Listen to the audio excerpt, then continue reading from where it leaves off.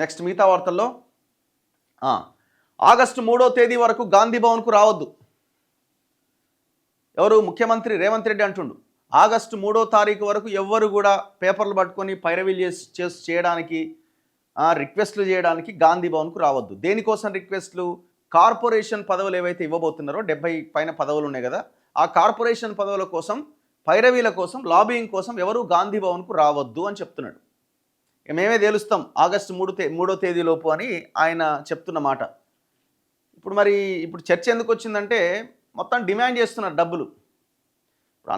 ఒక 50% వరకు పైసలు ఏంది పని కాదాడ. ఇక కాంగ్రెస్లో అయితే అన్ని పార్టీలలో ఉందనుకోండి, కాంగ్రెస్లో వీళ్ళు పవర్లోకి వచ్చిన తర్వాత ఇక స్టార్ట్ అయింది. మినిమం 50 లక్షలు, 60 లక్షలు, 70 లక్షలు, 90 లక్షలు, కోటి రూపాయల వేలంపాట నడుస్తుంది.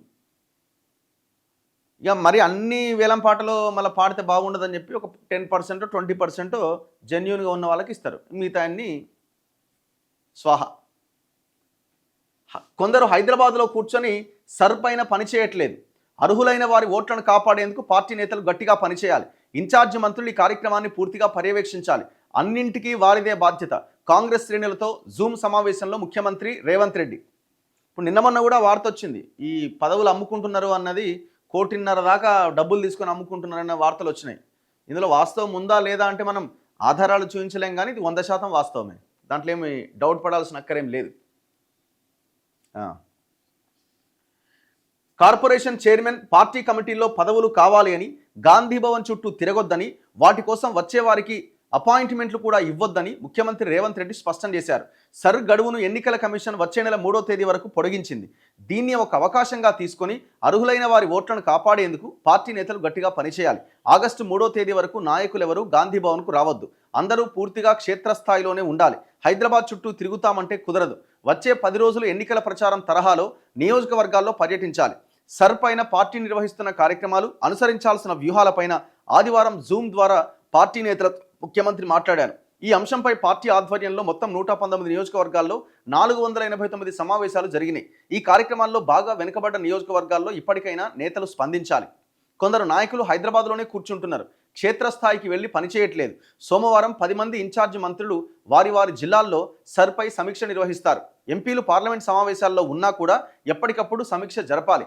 ఇన్ఛార్జిగా వ్యవహరిస్తున్న చోట వారు పనిచేయకపోతే కఠినంగా వ్యవహరిస్తాం.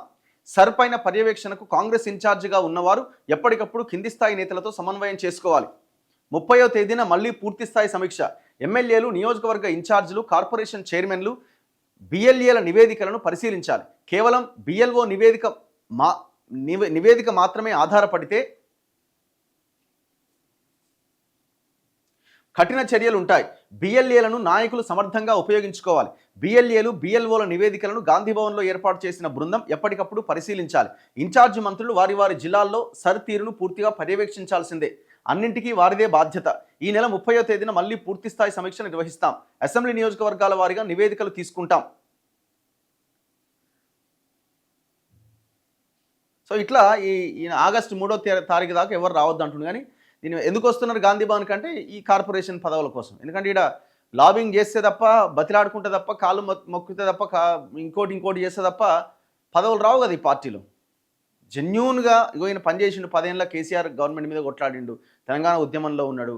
సో అన్నీ వదులుకున్నాడు, అన్నీ త్యాగం చేసిండు, పైసలు కూడా ఖర్చు పెట్టిండు. ఈయనకి ఇవ్వాలి, అట్లాంటిది లేదు కదా. మీరు ఎంత మొత్తుకున్నా ఏం చేసినా 70 పదవుల్లో ఆల్రెడీ 25-30 రేవంత్ రెడ్డి తీసేసుకున్నాడు. ఆల్రెడీ చెప్పిండు పార్టీ హైకమాండ్కి, నాకు 25-30 ఇచ్చేయండి, నేను మా వాళ్ళకి ఉన్నాయి, మా వాళ్ళకి ఇచ్చుకోవాలి, నేను నాకు పైసలు ఇచ్చిన వాళ్ళు, లేకపోతే నా కోసం పనిచేసిన వాళ్ళు, ఆయన వర్గం వాళ్ళు ఎవరో మొత్తానికి ఒక 25-30 అయితే నాకు వదిలేయండి, ఇక మిగతా ఏం చేసుకుంటారో పార్టీ ఇష్టం అని చెప్పేసిండట.